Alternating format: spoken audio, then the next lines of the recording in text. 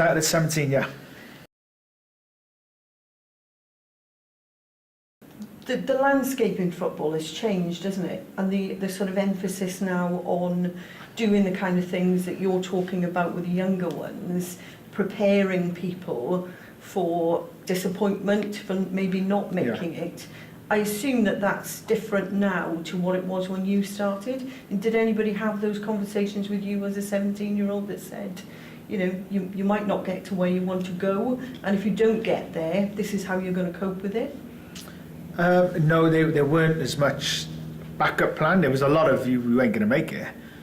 We were from our generation, like probably all the generations before, it was always the hardest. You know, like I'm sure there were generations, you know, as was hard. A lot of rules got changed after our generation, from what the disciplines were to how you were treated as a youngster being at a football club. You know, from we were cleaning cars, cleaning boots, whatever our professional wanted, we would have to go and do. So it was those are done now. They don't have to do any of that. The wages we got were just, you know, nowhere near what they get now. And I'm never complaining, but that's never ever an issue for me.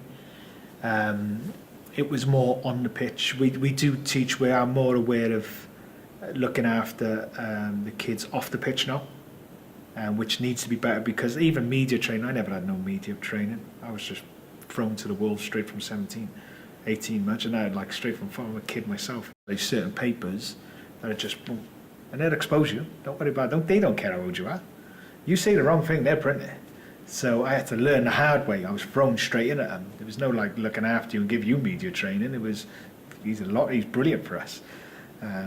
So it's, you know, we don't expose our young players to anything like that anymore. But we prepare them for those situations. But we also you have to prepare them for, you know, for life after football, but even more with the finances in football, because there's a lot of money in it. And when there's more money in it now, there's a lot of bad people out there. I'll tell you that now. There's a lot of people out there now who think they can get involved, but also add advice to you, because you're an easy ticket from. Like with me personally, I was the easiest ticket for anyone. I didn't care about money. What I wanted to do is play football.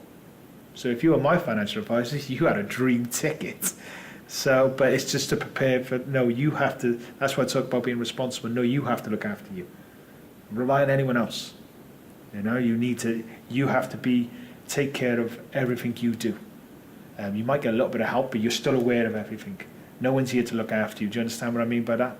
And so that's where we're always on top, and I'm more on top of it now, because I've seen where, you know, I was not allowed to be concerned with anything off the pitch, because it would affect what I'm doing on it. That was the only thing I was allowed to concentrate on, and that's what I was taught from a young age from coaches.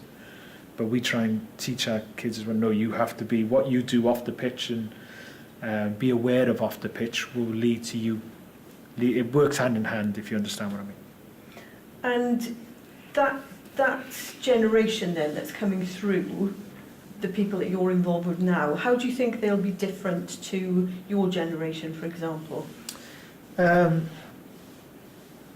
It'd always be, like they'd be more aware, they'd be more educated at the fact of what comes with football as well, because really I come in the transition of it where it just really started creeping up then, and next thing you know you're earning big wages.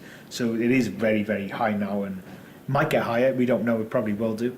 So they're fully aware, and I think a lot of them are intelligent enough now. They understand with schooling as well, I think, because we're quite big on schooling. I want clever kids, because I believe if they're quite good in school, then I have to spend less time coaching wise and getting them in positioning, because they get it straight away quicker.